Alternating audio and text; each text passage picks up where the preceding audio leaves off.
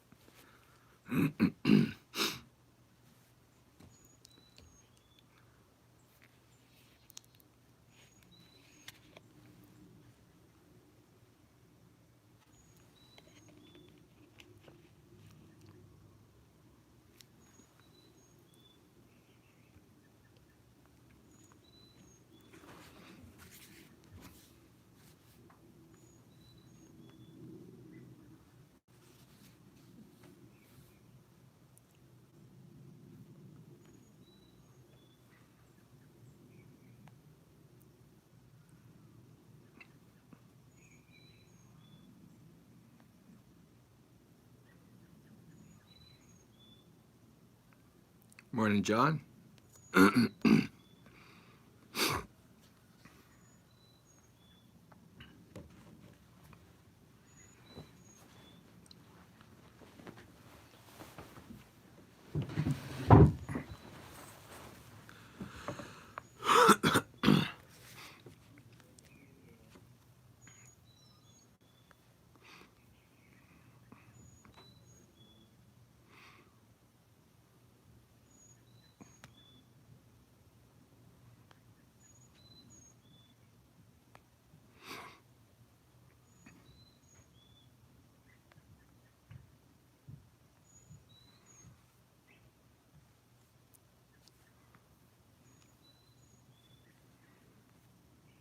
Morning, Robert.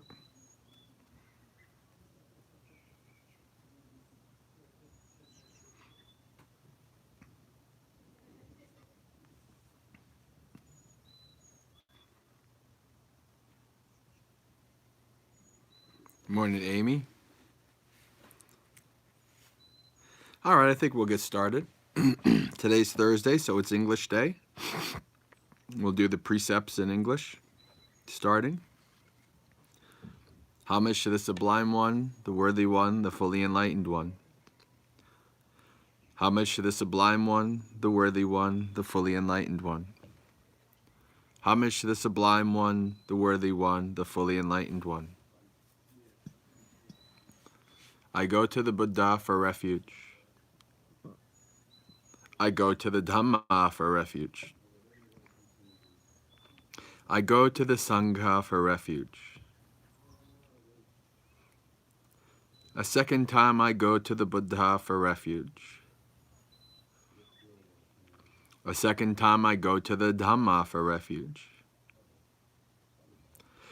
A second time I go to the Sangha for refuge. A third time I go to the Buddha for refuge. A third time I go to the Dhamma for refuge.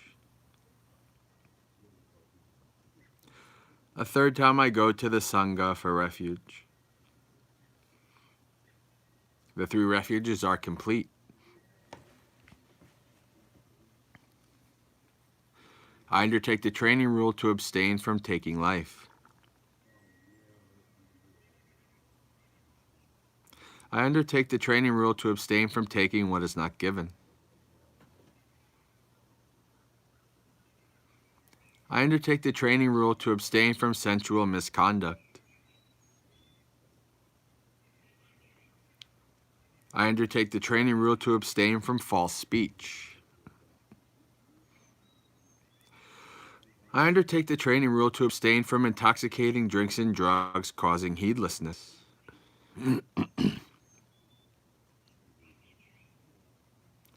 Having well undertaken and kept the 5 precepts together with the 3 refuges, one should strive on with diligence. With morality, good rebirth is gained. With morality, wealth is achieved. With morality, perfect peace is attained. Therefore, morality should be purified.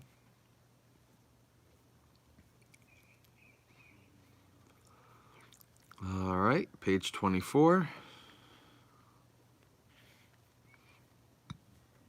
Homage to the Sublime One, the Worthy One, the Fully Enlightened One. Homage to the Sublime One, the Worthy One, the Fully Enlightened One. Homage to the Sublime One, the Worthy One, the Fully Enlightened One. Such indeed is the Sublime One, worthy, perfectly enlightened, perfect in true knowledge and conduct, well gone, knower of the worlds, complete trainer of persons to be tamed, teacher of gods and humans, enlightened and exalted. Well expounded is the Dhamma by the Sublime One. Directly visible, unaffected by time, calling one to come and see, leading onwards to be realized by the eyes. The order of the Sublime One's disciples is practicing well. The order of the Sublime One's disciples is of upright conduct.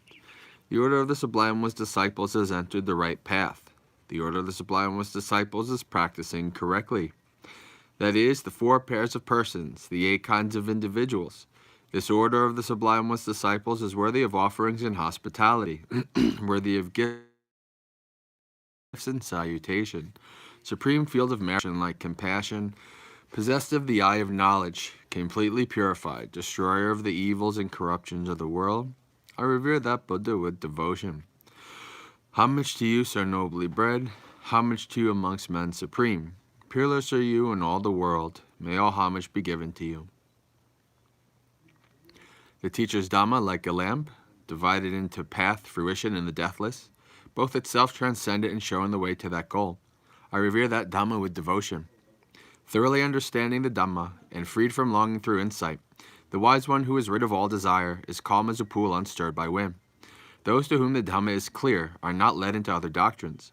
Perfectly enlightened with perfect knowledge, they walk evenly over the uneven. Of all the medicines in the world, manifold and various, there is none like the medicine of Dhamma. Therefore, O monks, drink of this. Having drunk this Dhamma medicine, you will be ageless and beyond death. Having developed and seen the truth, you will be quenched, free from craving. The Sangha called a field better than the best, who have seen peace, awakening after the Buddha's good way, who have abandoned attachments, the noble ones, the wise. I revere that Sangha with devotion. Happy is the arising of the Buddhas. Happy is the teaching of the true Dhamma. Happy is the unity of the Sangha. Happy is the discipline of the united ones. They go to many a refuge, those who have been struck by fear. They go to the mountains and forests, to parks and trees and shrines. But none of these is a secure refuge. None is the refuge supreme. Not by relying on such a refuge can one be freed from all suffering. But one who has gone for refuge to the Buddha, Dhamma, and Sangha sees with perfect wisdom the 4 noble truths. Suffering, the arising of suffering, the transcending of suffering, and the Noble Eightfold Path that leads to suffering's final end. This is the refuge that is secure. This is the refuge that is supreme. By relying on such a refuge as this, one is released from all suffering. By this practice of Dhamma in accord with the Dhamma, I respect the Buddha. By this practice of Dhamma in accord with the Dhamma, I respect the Dhamma. By this practice of Dhamma in accord with the Dhamma, I respect the Sangha. All actions are led by the mind. Mind is their master, mind is their maker. Actors speak with a defiled state of mind, then suffering follows as the cartwheel follows the foot of the ox. All actions are led by the mind. Mind is their master, mind is their maker. Actors speak with a pure state of mind, then happiness follows as your shadow follows you without departing.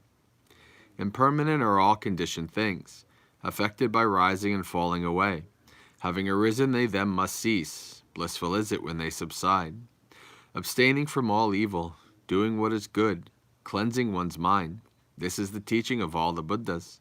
Patience is the highest practice. Nibbana is supreme, say the Buddhas. A mendicant does not harm others. A recluse oppresses no one. Not insulting, not harming, restrained according to the moral code, moderating in food, dwelling in solitude, engaging in higher mental development. This is the teaching of all the Buddhas. By the blessings that have arisen from my practice, may my venerable preceptors and teachers who have helped me, mother, father, and relatives, male and female rulers, worldly powers, the virtuous human beings, the higher beings, demons, and high gods, the guardian deities of the world, celestial beings, the Lord of Death, friendly people, indifferent and hostile, may all beings be well.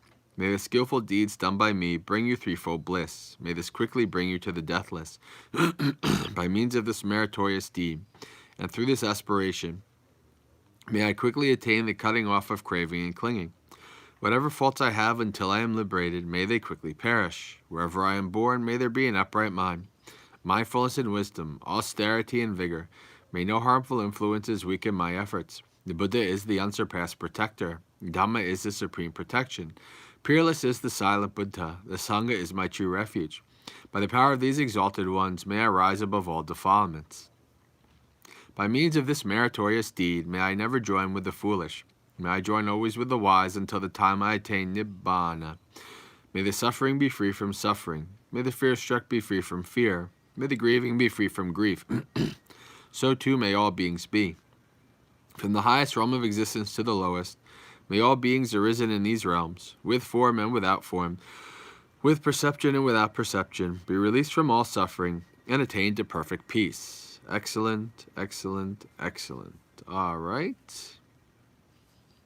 Let's see where we're at here for our secondary.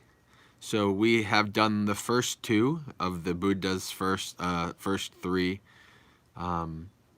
suttas, first three teachings. So we're going to do the third one, Adittipariyaya Sutta, which is going to be on page 127.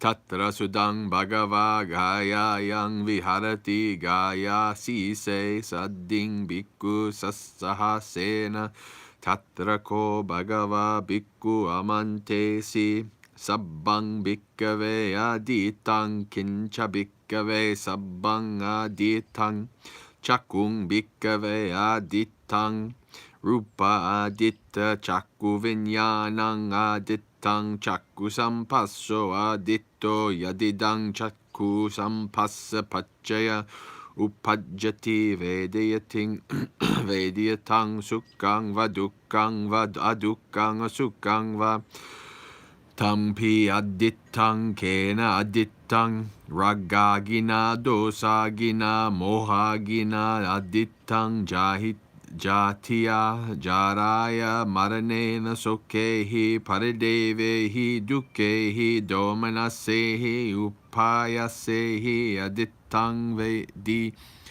vadami sotang bhikkave adittang saddaya aditta sota vinyanang adittang sota sampasso aditto yadidang sota sampassa paccaya upajjati vediyatang sukkang va dukkang va adukkang asukkang va tang pi adittang kena adittang raggagina dosagina mohagina adittang jatiya jaraya maranena sukkehi paridevehi dukehi domanasehi upayasehi adittanti vadami ganang bhikkave adittang ganda aditta gana vinyanang adittang gana sampasso aditto yadidang gana sampassa paccaya upajjati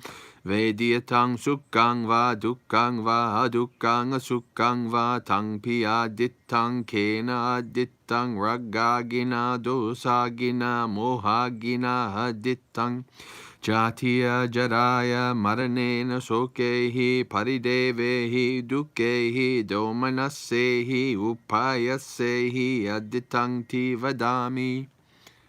All right, English.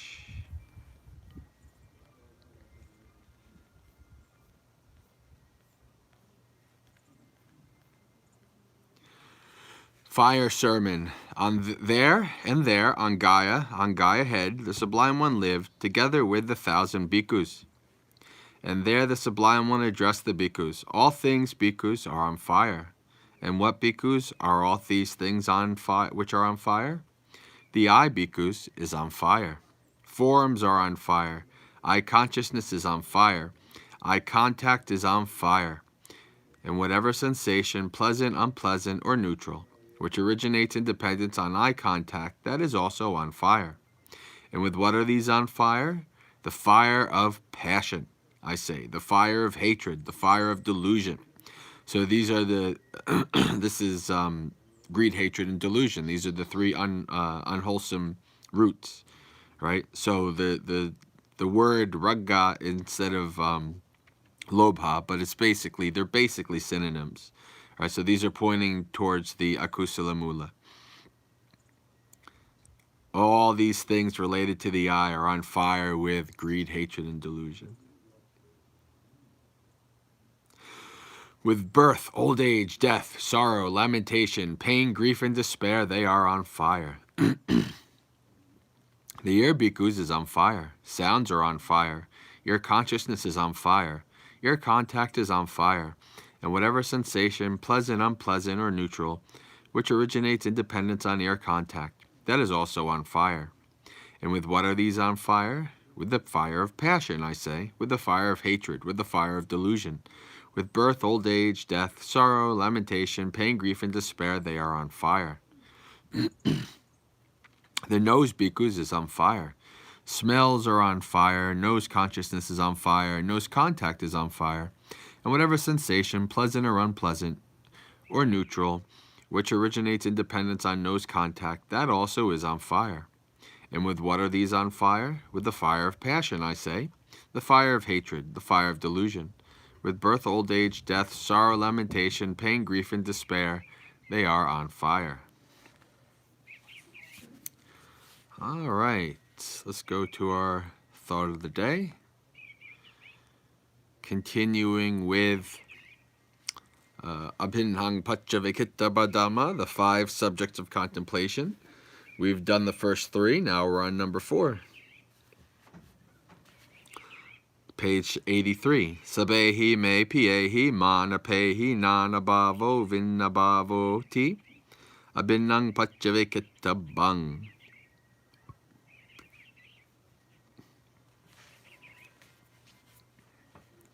Number 4, all that is mine, dear and delightful, will change and vanish, is always to be reflected upon. Now, let's see how this is going to work. All right. Hello, everybody. Welcome to the farm and the bright, bright sun. I'm going to fiddle with where I'm going to do this when I can do it outside. Get some good views without too much sun. But anyway, but it is the time of day. Can't change that. So, we already know, right? We are subject to old age, sickness, and death. And in the sutta, when it's expanded, the Buddha wants us to reflect on not only are we subject to old age, sickness, and death, but so too are all beings, right? So, not only are you not exempt from these things, no being is exempt. And that naturally means that you're going to be separated, right? Your family, your friends, everybody, old age, sickness, and death. Some might die before you, others will die after you die. It's just the way it goes, right? So everything. And this is not only about like human beings that are our family and friends. This is everything we hold dear, right? People, places, experiences. This strong idea of a permanent self, a soul. We will be separated from all of these. This is the nature, right? There's no escaping this. There will be separation, right? Because we live in a world of entropy. The arrow of time goes one way, as they say, right?